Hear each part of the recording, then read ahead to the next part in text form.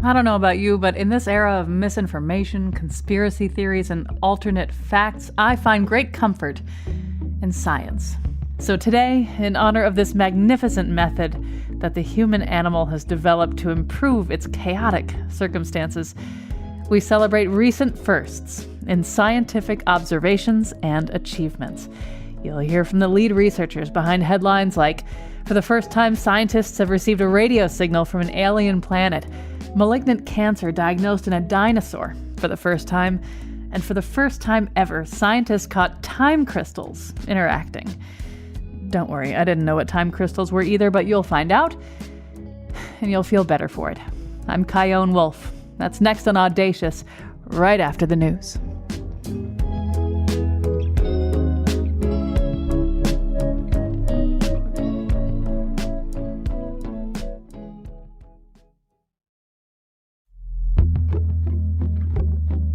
From Connecticut Public Radio in Hartford, this is Audacious. I'm Chion Wolf. There's not a lot of great headlines in the news lately, between a contentious election, rioting in the Capitol, a raging pandemic, and lots of dangerous misinformation. This hour, in every hour of Audacious, misinformation is banned, and different headlines get the attention they deserve. Today, we celebrate firsts in recent scientific observation and achievement. Did you know that for the first time, scientists have received a radio signal from an alien planet? Or for the first time, the mass of human-made materials exceeds Earth's biomass? Or that scientists have confirmed the first case of cancer found in a dinosaur fossil? We'll get to those later, but the first begins with this audio, which was posted last month on SoundCloud.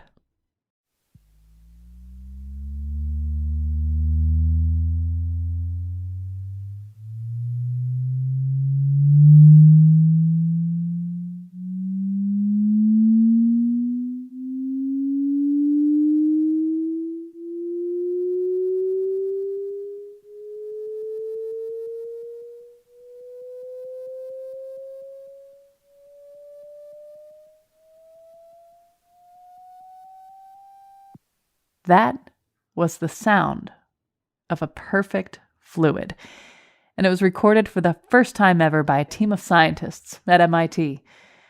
You may have a lot of questions already. What does this sound tell us, and why should we care? And a perfect fluid? I know from my high school science class and a refresher via Google that a fluid is any substance that conforms to the shape of its container, like liquid, gas, and plasma. But what is a perfect fluid? Martin Zwierlein, the MIT scientist leading this charge, can tell you. A perfect fluid can run with the least amount of viscosity, so you don't lose any energy as it flows around, and it flows as perfectly as you can possibly imagine. Okay, all right. So why should we care how it sounds? Yeah, so think about electrons running around in wires. They actually heat up our wires. That's why our laptops get really hot when we put them on our laps for a long time. And that's really bad. And actually, we lose a lot of energy in our country by just transporting electricity from A to B. So we need to learn how to make things, especially electrons, flow more perfectly without a lot of friction. Why do we care how it sounds, though? Yeah, to measure the properties of substances, people have used sound all the time. Like if I'm underwater and I'm screaming, I hear that the sound is sort of weird and distorted, and that teaches me something about how sound propagates in water. And so tapping on a piece of wood and listening on the other side of a big tree stump also teaches me about the propagation of sound and teaches me about the elasticity properties of that piece of wood. So that's a good idea to use sound to measure the transport properties of any substance, including fluids. And we can learn from how quickly the sound diminishes. We can learn about the viscosity of the substance. So how did you record this? So it's quite hilarious. We work with a puff of gas 1,000,000 times thinner than air inside a vacuum chamber. This puff of gas is a few billionths of a degree above absolute zero temperature. So that's a billionth. It's very, very cold. But we don't have to wear suits. It's all happening inside a vacuum chamber. And now we can take pictures of this puff of gas, just like we can take pictures of clouds in the sky. We just look at them. They fluoresce at us. Or we can see their shadow if we shine light onto them and we record the shadow. So that's how we see what's going on inside this puff of gas. And now we just shake it. We just tap on one side of our container and watch density ripples pass through the cloud. Now you might say, what's your container? You cannot hold on to this thing. We use light as a perfect container for the perfect fluid. Light is just wonderful. Whenever the atoms see the boundary of our system, which is a light field, they bounce back. So we use a light shaped in the form of a Coke can to contain our puff of gas. And you didn't hit it just once, right? You hit it a bunch of times. Exactly. You want to probe it at all frequencies. You want to sing low and then high, and then listen to the resonances. Maybe you do this in your bathroom. I sometimes do, actually. When you hear the resonances of your room, because the sound waves repel from the walls, come back to you. And if one of these sound wavelengths fits inside the bathroom, you hear a resonance. And those were the ones we were hunting for. Can we hear, if you want, resonances in our puff of gas as we vibrate the walls of light? If we vibrate the walls on one side and watch whether there's a resonance inside this puff of gas. So that worked out. We were very excited to see these sound resonances. It is a tenth of a millimeter in length. So it's a kind of a tiny thing, but you can see it. You can take pictures of these density ripples and turn them into sound, of course. Now, looking at the sound waves on my screen, you know, sound waves go up and down, and really loud sounds look big and smaller sounds look small, and you have different shapes depending on the acoustics of the room. You know, looking at this very special waveform, it looks like a mountainscape, right? And I see 10 mountains. The first 3 have sharper peaks at the top, and the following mountains of sound kind of look like domes getting smaller and smaller. Talk me through what those sound waves are telling us visually and audibly. So this is a beautiful description you just gave. At low frequencies, you get first no response from the fluid. It doesn't listen to you, so to speak. But then suddenly there's a sharp resonance where, for example, at 60 hertz, right? 60 times per second, you hear a nice vibration of the sound. There's a big spike. But then it goes down again because, again, it's not resonating. And then at higher frequencies, you still get resonances, but they're broader and not as peaked because precisely the fluid dissipates more now. And that's a thing every fluid does. At higher and higher frequencies, it is worse and worse at propagating sound. So low frequencies propagate easily, high frequencies don't. And so that gives you these diminished heights of the mountains and this broader range where you can excite the sound because it's not such a perfect resonance anymore. So from the width of these mountains, we can determine the viscosity of the fluid. This works with your water, by the way, as well. You could tap your water and watch the sound waves die out, and you would learn about the viscosity of water or coffee. So what is the big takeaway from this recording? What implications does this have for us who are listening to this show and like, oh, that's cool that you got this, but what does it have to do with me? So generally, we need to learn about the transport of anything, particles, nuclear matter, electrons, what have you. But it's the hardest thing to calculate. So we need to do experiments. We need to try this out. It's not something that we can calculate. And so we have a substance that can be a stand-in for electrons, for neutrons, for crazy other stuff that's hard to reach or super hot. And we can probe it in a pristine fashion with laser light. And it gives us very, very good data that allows us to say, yes, quantum mechanics is right. And it gives a limit as to how perfectly things can flow, including electrons through your laptop wires. So that's wonderful to have such a substance that teaches us so many things, and we can hopefully learn from that how to make everything else that we care about flow in a perfect way, including our mental vibes. When you first heard that 30-second clip, how did it feel? I loved it. We took these pictures, these videos of sound propagating through our fluid for ages. And it's like taking lots and lots of ultrasounds at the doctors, where you always look at the picture you hold in front of your hand, but you never listen to it. And then at some point, actually, a reporter said, like, "Oh, can I listen to it, please?" And we're like, sure, true, why not? And of course, we ran the sound through loudspeakers, and it was the most elating moment. It was hilarious to listen to it literally for the first time. You never thought of doing that. Well, Martin Zwierlein, professor of physics at MIT, thanks for chiming in about all this. Oh, thanks so much. Wonderful fun.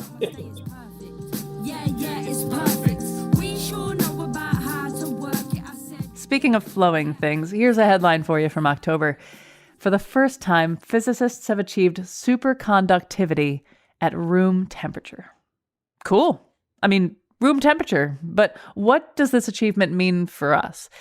Ranga Diaz, assistant professor of mechanical engineering and of physics and astronomy at the University of Rochester, New York, led the team of scientists that made this breakthrough. I asked him, what is superconductivity and what's the big deal about room temperature? So the superconductor is a sort of like a phenomena that you have like zero electrical resistance. Like if you take any, wires, a transmission line, or in your home, you have electrical wires, there is some resistance to this. So the beauty of superconductivity is that this electron can pass through without any resistance. So that means that you're not going to lose any power or energy, and then you can get this whole energy transferred through the materials without any loss. So that's why, in general, superconductors are very important material. But all these phenomena happen at lower temperatures, minus 400 degrees Fahrenheit. So then, we've been trying for more than a century how we can have these same properties at room temperature. All right, so you and your team took, and this is a crazy oversimplification, so forgive me, you took powdered carbon and sulfur, put it between two diamonds, exposed them to hydrogen gas, and then blasted the whole batch with a laser. And the result was that for the first time ever, you developed a superconductor which, as you said, moves electricity with no resistance, saving time and money at room temperature. Now, that is way cool, pardon the pun, but you've only really solved half the problem, right? The other half is developing a superconductor that works at room temperature and at room pressure. So take me into the future. Once that's achieved, how will it change how humankind operates? I would say in the medical science, I think there would be a huge impact into that in medical imaging. That even right now we are using superconductors in MRI, but you need this cryogenic system, cool it down to low temperatures to get these superconductors to work. But imagine now, if you have a room temperature, room pressure material, then the cost for these MRI machines will drastically change. We can improve the medical imaging systems. In terms of the electricity, the power transmission, I think in terms of money, we lose like about $20 billion per year because of this resistance. Imagine now we can make a superconducting cable. So that means that our whole power grid system is going to drastically change. And then another cool thing is about these superconductors that the magnetic levitation. You can have frictionless trains. World as we know it will dramatically change if we can really make this. So that's why I think it's been, even though it's an old physics problem, we've been focused for so long, and we're trying hard to come to, realization of room temperature, room pressure, superconductor. So you know what the goal is: room pressure, room temperature, superconductor. Yes. Is there anything beyond that? For even building from this superconductor research, if the metallic hydrogen can be really superconducting, all these the predictions are real. They also can be used. It can also be used as a rocket fuel, and it's going to be a very light rocket fuel. So right now we need multiple stage rockets to go to the space. So imagine if you have something with the hydrogen and the lighter fuel that can use for these rocket engines.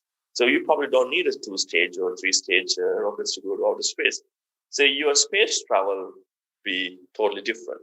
If I can see myself in 20, 30 years, finding a new engines or something that work for these space travel, rocket fuel or something like that, will be really a cool thing to do. I think that's where I'm heading into. But it's maybe a little too ambitious, but I'm optimistic. I like that you're taking your whole existence on the planet Earth and focusing it to try to get off it. Well, Ranga Diaz, assistant professor of medical engineering and of physics and astronomy at the University of Rochester in New York, thank you for this super cool, well, tepid, in a good way, conversation. All right. Thank you. Thanks for having me. Thank you so much. When we get back, we're talking about the weight of the world, radio waves from distant planets, and dancing time crystals. I'm Chion Wolf. This is Audacious. Stay with me.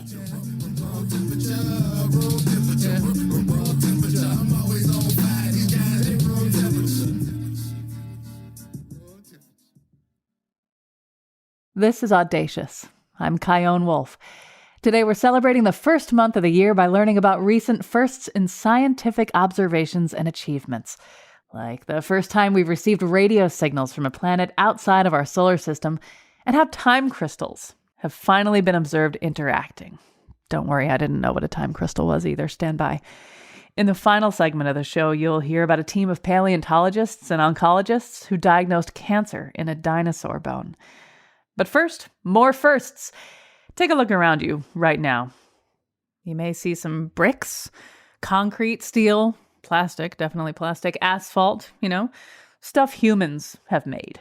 You also may see trees and soil, fungi, flowers, and animals, stuff that the planet has made, also called biomass. Well, here's your headline. Mass of human-made materials exceeds Earth's biomass for the first time. So that's not great and worth knowing more about. So I spoke with Professor Ron Milo of the Weizmann Institute of Science in Israel. He and his colleagues published this study last month. I asked him why was he interested in comparing biomass to how much stuff human beings have made. Right. So this really hasn't been done before this study. In a previous study, we did the census of life on Earth. This is like really looking at the biomass and collecting all the available information in order to give this holistic picture of all the living things on Earth. And once we finished that, and we saw that there was a lot of interest in that and gave all sorts of interesting perspective, we said, hey, it's interesting to look at this thing, which is relatively constant, somewhat declining due to activities of us humans, to compare that to the mass of things being produced by humanity, which is rapidly rising as we see all around us.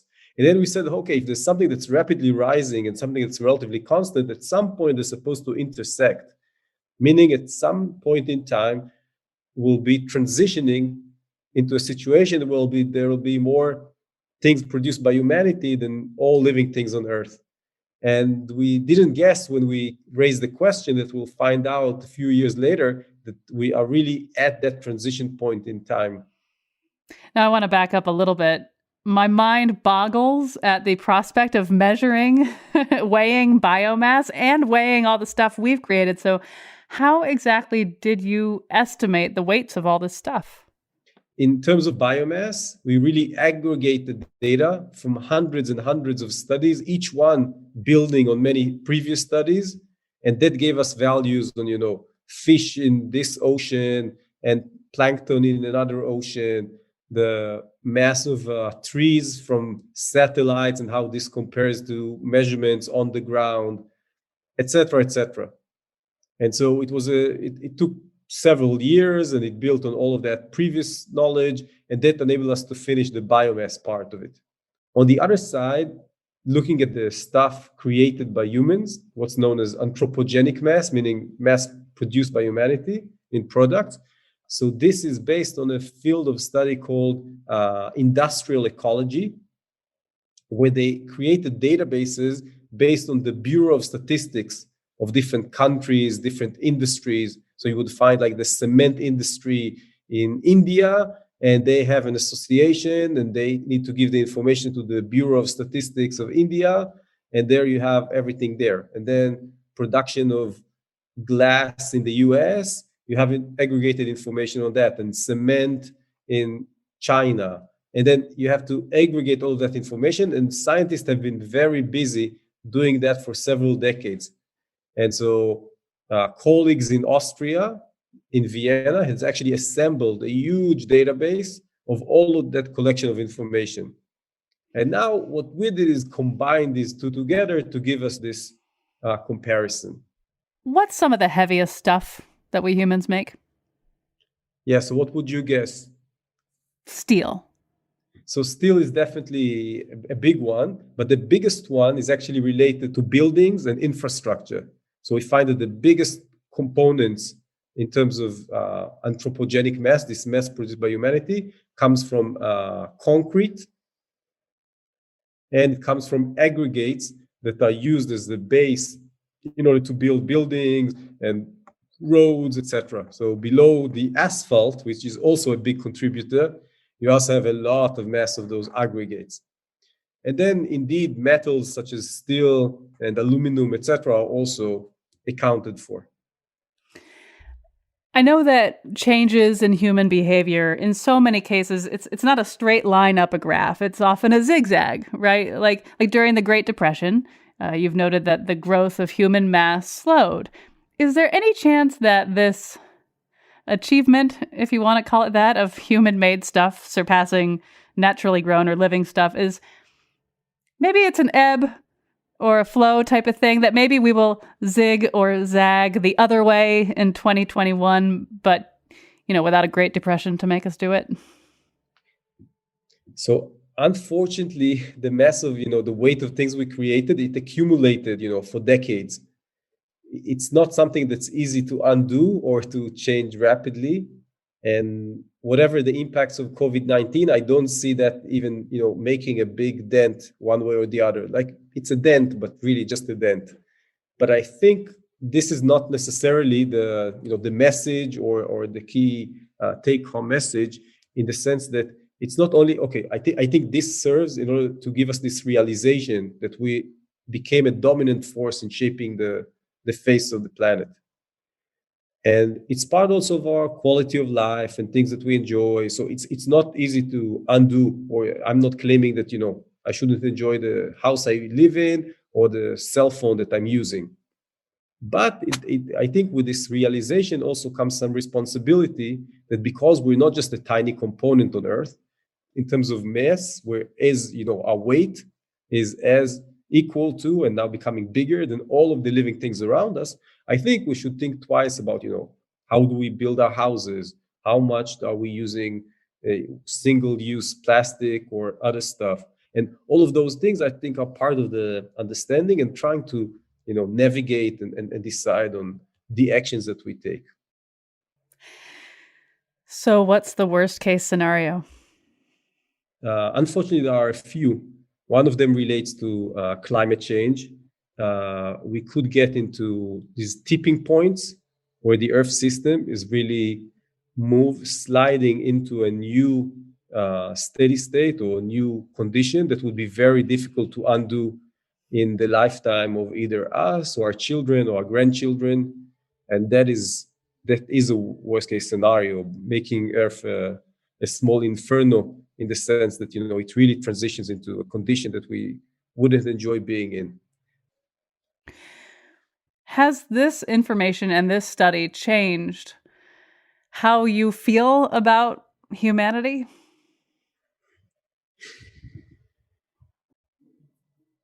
This is a tough one, in the sense that, I love humans, but I also... Yeah, big fan. Yeah, I also love nature very much. And this balance is really, really challenging. So I have, have 3 cute daughters, but yeah, I'm very much aware of the fact that, we should think deeply in terms of, how many people do we want to have on planet Earth? And there's a real issue and real problem with population growth. It's really a dilemma here of how we're balancing, and it's tougher and tougher to balance. Now we're at 7.7 billion people. How do you solve that? I don't have a good answer, but definitely there are times where I enjoy being at nature, and I don't look for other people, and I don't want to see any anthropogenic mess around me. Yeah, it's complicated, right? Yeah, we have some challenges, but at the same time, there's a lot to be thankful for. So I think we should also keep that in mind. Well, Ron Milo, professor at the Weizmann Institute at the Department of Plants and Environmental Sciences, thanks for breaking the heavy news to us. Thanks for giving me an opportunity to share it with others.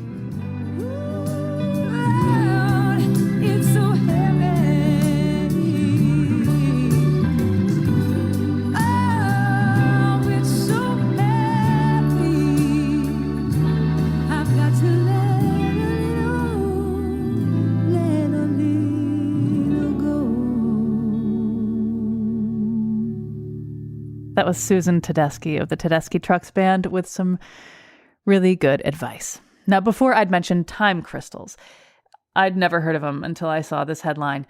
For the first time ever, scientists caught time crystals interacting.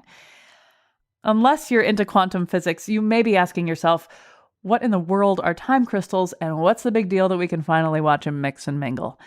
Dr. Sam Outy is a senior research associate at Lancaster University in the United Kingdom. He and his team published his research in August, and he took on the daunting task of explaining time crystals to me. Well, this is a very fortunate and a very unfortunate name at the same time.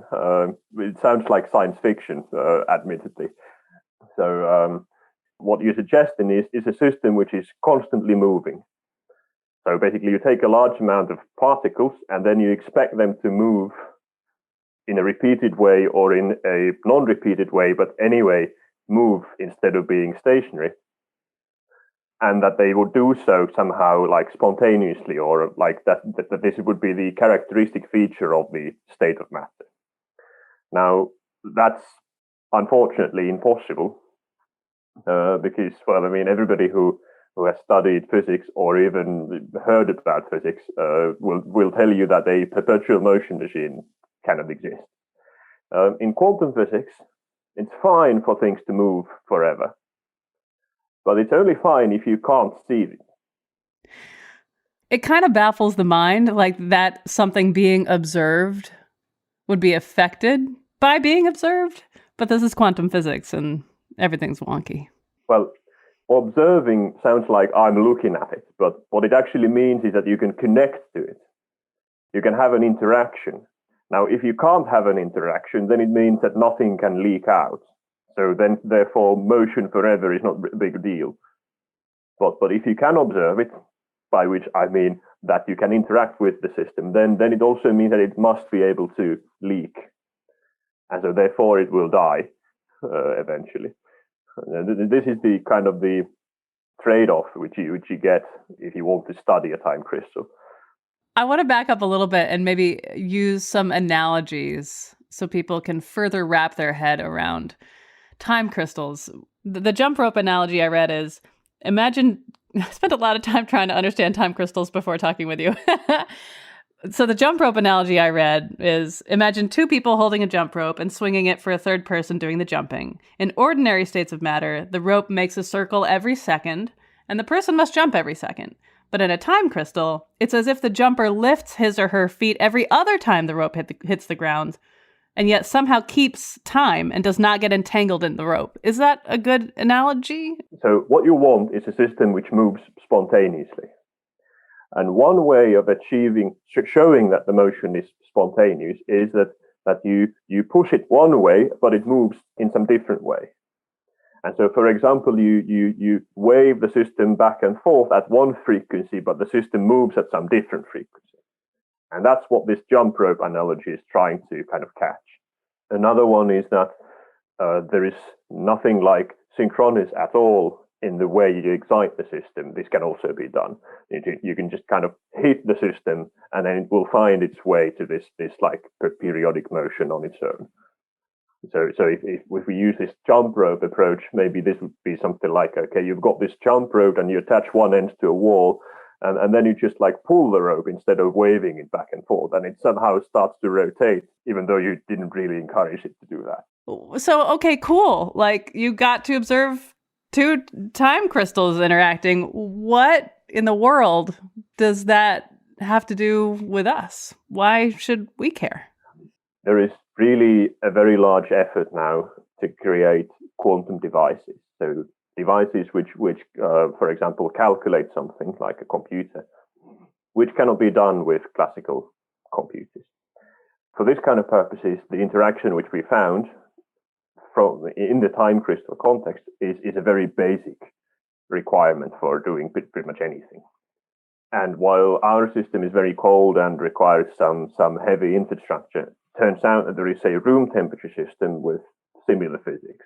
So potentially you can take that room temperature system and then put a little chip which contains this weird quantum physics into your, I don't know, watch or computer or smartphone, and then make use of the fact that it obeys kind of different rules than you're used to. Well, nobody has really done this in a room temperature system yet for anything useful. But there are many people trying, so there is a good reason to believe that it will one day happen. Well, Dr. Sam Auti, Senior Research Associate at Lancaster University in the United Kingdom, thank you for making the time to talk with me. No worries, this was a pleasure.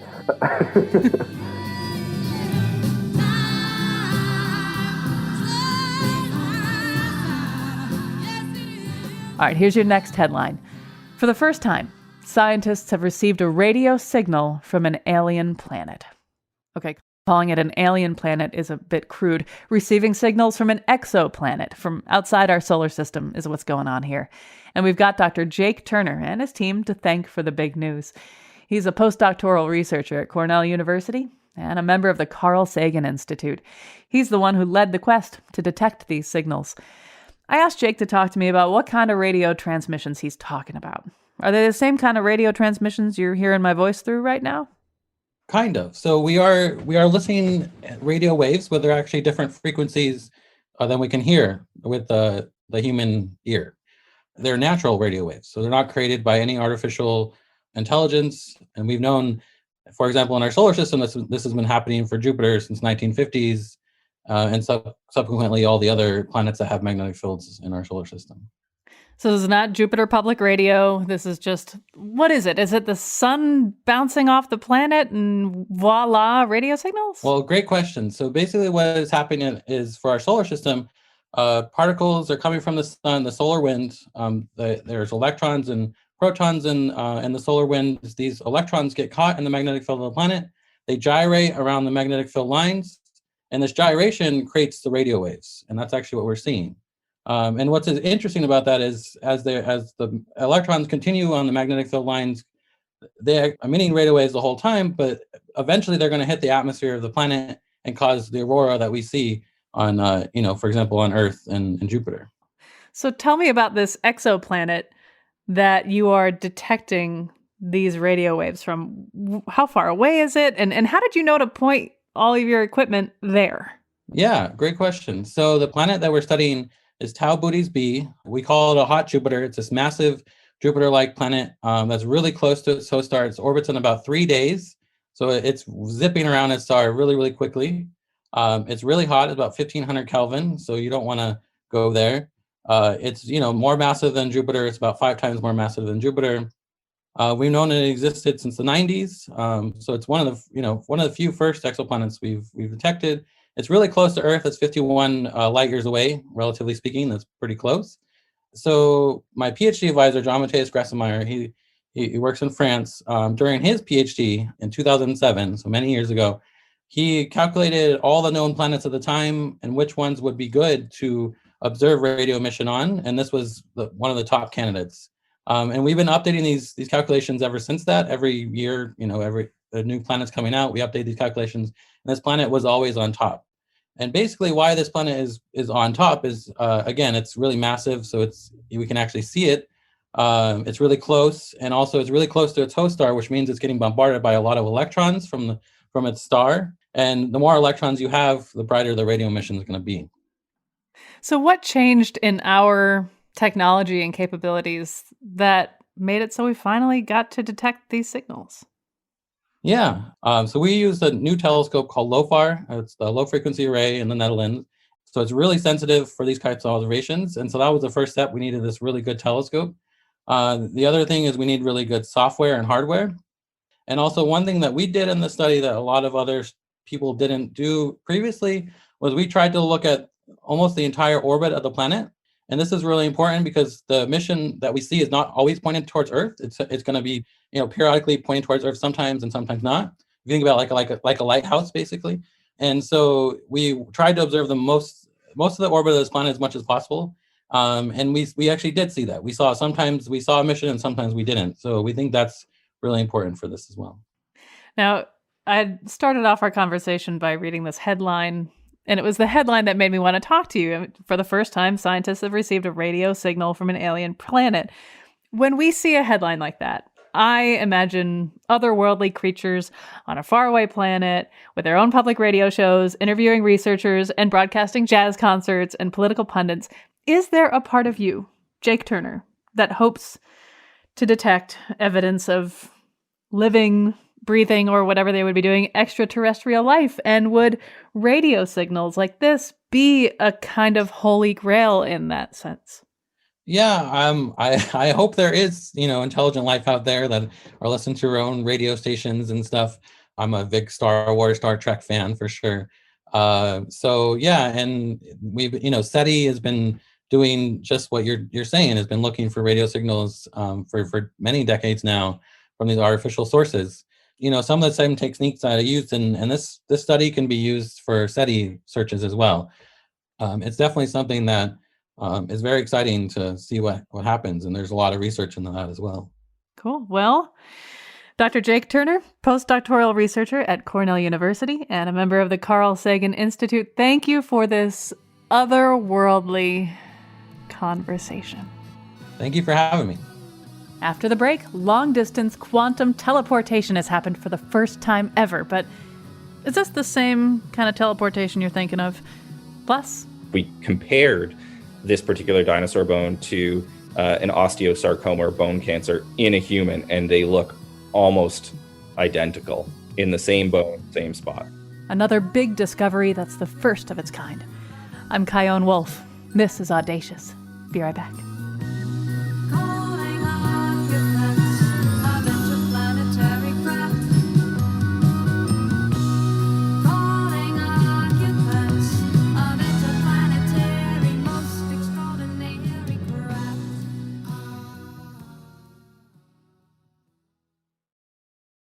This is Audacious. I'm Chion Wolf. This hour you've been hearing about firsts in scientific observations and achievements, and we have two more big ones for you. Here's the headline: Beam me up. Long-distance quantum teleportation has happened for the first time ever. Panagiotis Benzouris is the senior scientist and head of the Scientific Computing Division at the Fermi National Accelerator Laboratory, and he's been part of the team that made that headline happen last month.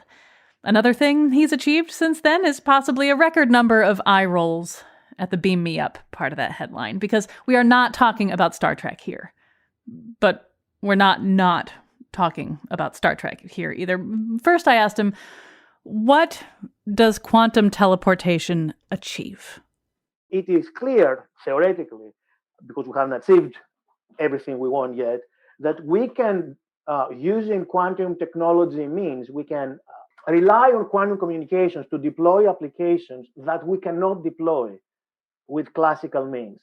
And I will give you some examples without getting into too much detail. I mean, you can have security that is unprecedented in communications that you cannot achieve with classical means, because an eavesdropper, breaking, in and trying to steal information will break the protocol. So at worst, you're going to receive garbage, but they're not going to steal anything, and you're going to know that something went wrong.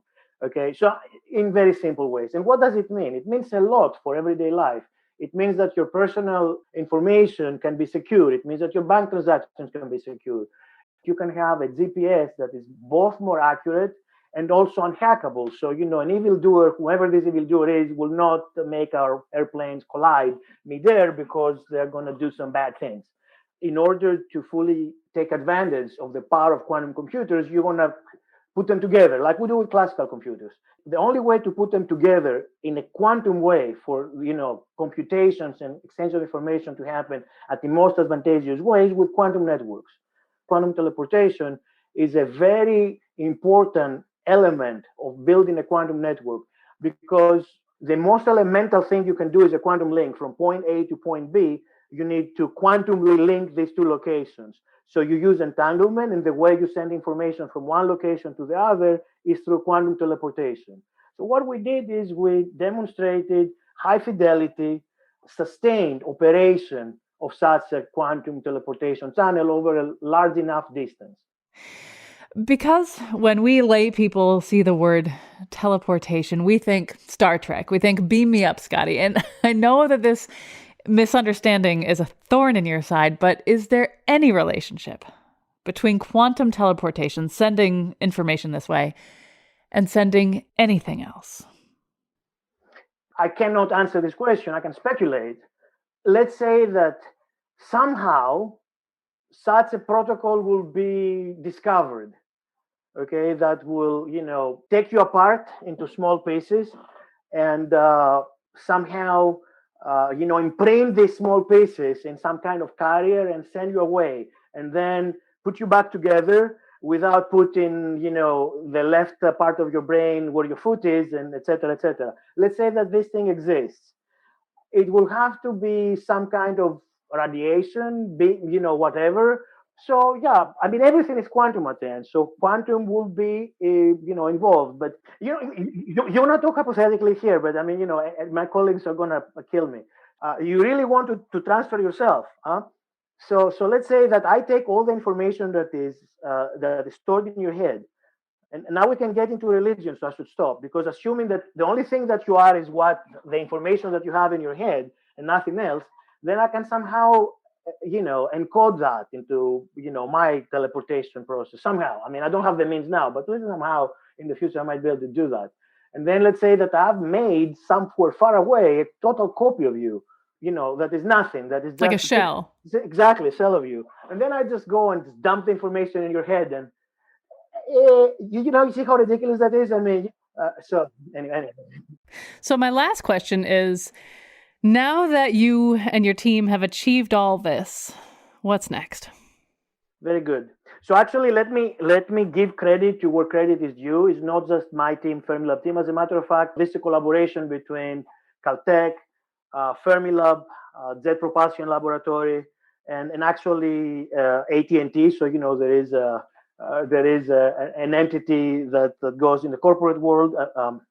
So this is a development in achieving high fidelity sustained teleportation. I told you that teleportation is an essential element for deploying quantum networks, and the Department of Energy recently put out a blueprint for how to develop a quantum internet. All of these things are steps towards developing the technology and the know-how to eventually have a quantum internet, which will connect the nice quantum computers that will do this distributed quantum computing, and the nice quantum sensors that will give you all these wonderful applications and will allow you to have very high level of security for the things that you don't want others to acquire. Do you think it'll happen in your lifetime? I am 56 here. I don't hide my age. So intellectually, maybe I'll be sharp maybe for another 10 years. Then I'm sorry. I mean, so in my scientific lifetime, I hope we do some of the first steps. I mean, I think that we will certainly have some form of quantum networks that have some form of quantum applications that are useful. Now, for a fully deployed and developed quantum internet, where you can do many quantum things. I mean, the distributed quantum computing that I talked about and all that, there are too many unknowns. So there, I would say certainly not within my usual scientific life. Now I could live 100 years old. I mean, I had grandparents that made it to 90. So that is 30 something years from now, maybe. I hope I stay alive to see it, but I don't know. Well, Panagiotis Spenzouras, senior scientist and head of the Scientific Computing Division at the Fermi National Accelerator Laboratory, thanks for talking with me. I feel like we really went somewhere. Good. I am glad. Hopefully I didn't torture you because, I try to not throw too many weird things, but it's habit. So I apologize if I did. Thank you. Quantum teleportation. All right, here's our final headline, and it's from August of last year. Malignant cancer diagnosed in a dinosaur for the first time. To hear more about this poor dinosaur, I spoke with paleontologist David Evans. He's the curator of dinosaurs at the Royal Ontario Museum, an associate professor at the University of Toronto, and he was the leader of that research team. I had to ask, why would anyone want to look for cancer in a dinosaur bone? It's a bit of a serendipitous story, and it actually goes back to a night at the museum where I made a fortuitous connection with one of our donors who happens to be the chair of medicine at McMaster University. This is Mark Crowther. And we started discussing points of collaboration between a big shot medical doctor and a dinosaur paleontologist. And of course, the discussion came to diseases in dinosaurs. We've known, since we started discovering dinosaurs, that dinosaurs could get broken bones and could get diseases. But we were discussing, what would be the most sort of interesting and impactful disease that we could find in a dinosaur fossil. And of course, cancer was one that we could find that hadn't been documented in any sort of definitive way. And that started our search. We sort of resolved right there to try to find bone cancer in a dinosaur. And it ended up with, one of the oldest cases of cancer known, and the first true diagnosis of cancer in a dinosaur. So tell me about this poor dinosaur. What kind of dinosaur was it? Oh, this was a horned dinosaur, a close relative of Triceratops. The animal is called Centrosaurus. And the bone itself was actually found in the early 1980s by crews from the Royal Trail Museum in Dinosaur Provincial Park in 77 million old rocks of the Dinosaur Park Formation in Alberta. When the original bone was dug up, the scientists who dug it up noticed that it was odd. The bone is really gnarly. It's like one end of it has this like really rough and rugose knob of spongy bone bigger than an apple. That is certainly unusual. But they thought that it was just a fracture callus. So this is the bone that rapidly forms around a break to stabilize it so that the bone can heal more properly over time and the animal can put weight on it. Dinosaurs broke bones all the time. They put it in the drawers in the collection at the Ontario Museum, and there it sat for over 30 years until I took Mark there, saying that I knew this was one of the world's best collections of pathologic or diseased dinosaur bones. And we went through hundreds of bones, and we found this one bone, which turned out to be actually a much better candidate for cancer than it was for a fracture callus. And that's where our research really started. So you've got all this evidence, you've got the imagery. How did you actually diagnose it? Essentially, we biopsied this dinosaur bone. And again, this is what makes our research really unique compared to other suggestions that dinosaurs had cancer, even a lot of the other diseases that are suspected in the dinosaur record. We looked at the shape of the bone, basically how unusual it looked. What was interesting when we first saw the bone that tipped us off that it might not be a fracture callus or an infection is that we had this big sort of gnarly tumor. And then if you look down the shaft from the knee going towards the ankle, this was a leg bone, there was another sort of roughened, looked like tumorous patch, but much smaller. Then when you got down to the ankle, it looked like there was even another sort of malformity. And it looked like the tumor was progressing through the bone. And this is something that you do not get in a fracture, for instance. But we couldn't just leave it from there. We had to actually go inside the bone and confirm that we had cancerous bone cells that were moving through that bone from knee to ankle. And so we then CT scanned the bone with very high-powered CT scanners at the University of Texas in Austin. And then we actually cut that bone, serially sectioned it, ground it down so that we could pass light through it, put it on slides, and we actually looked at the areas where basically the bone forming cells sat. And we could look at how that cancerous bone developed at the cellular level. And so we were able to basically go from gross morphology right down to the cancer cells in a way, and exactly how you would do it with a human patient. And that's what confirmed the diagnosis. Again, we're as sure as that this is bone cancer as in dinosaurs we would be in a modern patient. In fact, we compared this particular dinosaur bone to an osteosarcoma or bone cancer in a human, and they look almost identical in the same bone, same spot. So I assume that this cancer is painful in human beings. Is it reasonable to assume that this poor Centrosaurus was in pain too? Yeah, that's something that we can answer. The bone development is really striking. The cancerous development is really striking. The tumor on this bone is very large. In fact, it's in the middle of the shin bone. The top of the shin bone, we don't even have preserved, and it's possible that it had basically been broken in life, which is why we're missing it. And we could see by documenting the progression of the osteosarcoma that it's at a very advanced stage. So this individual would have been in a horrible amount of pain. It would have certainly felt it when it walked. It certainly would have hindered the mobility of this individual.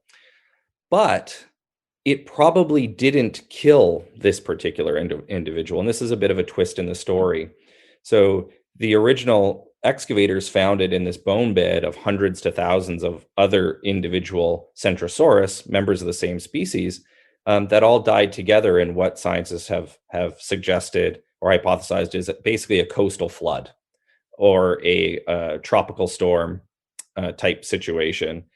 And we think that the reason that this cancer got to such an advanced state might actually be because these animals lived in a protective herd.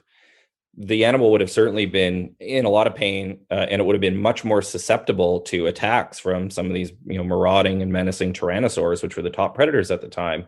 But this animal was living in a herd that almost certainly provided some protection, and it allowed that cancer to get to that advanced stage, such an advanced stage that we could identify it. And so that is an exciting aspect of the research in itself. I mean, these animals probably took care of each other, and that safety in numbers certainly would have benefited this individual, although it would have, lived quite a painful last probably few months of its life. So I feel for this dino. I really do. And it's funny, it's a Centrosaurus, and it was probably pretty sore, but sorry, I had to. But what does this discovery have to do with us selfish human beings? Why should we care?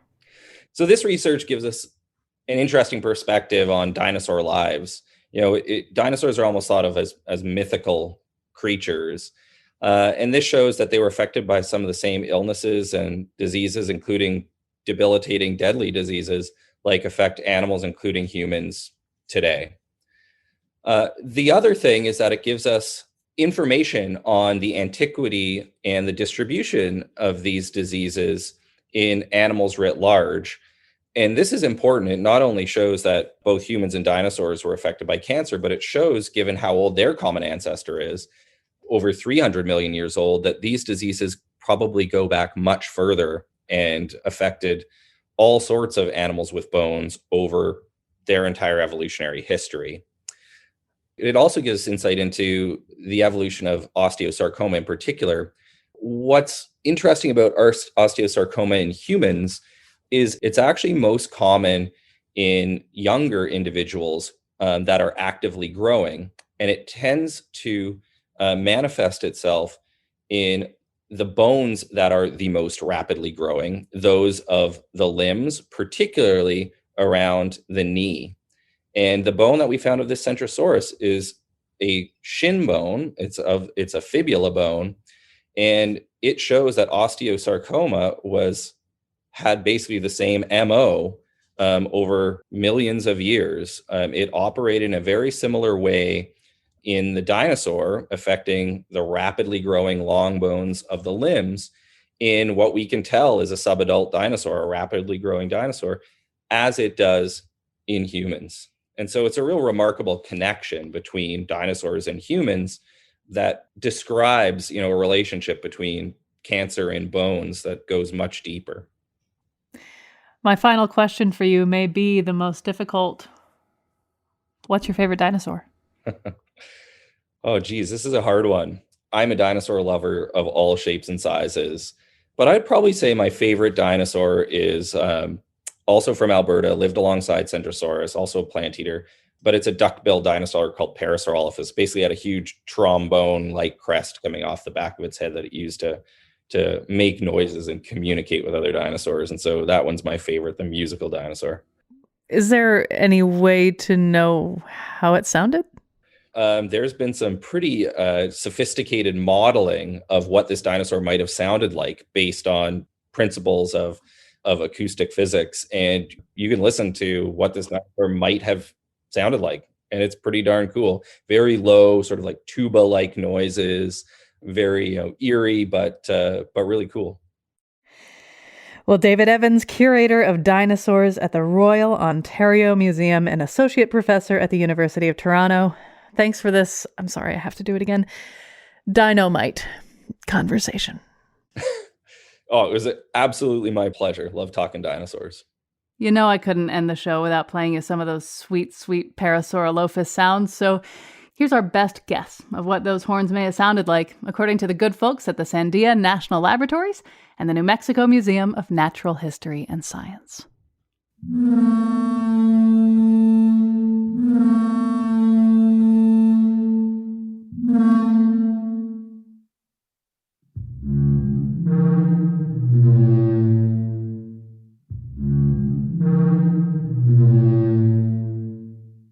And what would it sound like if you combined those sounds from 75 million years ago with the sound you heard earlier in the show of a perfect fluid?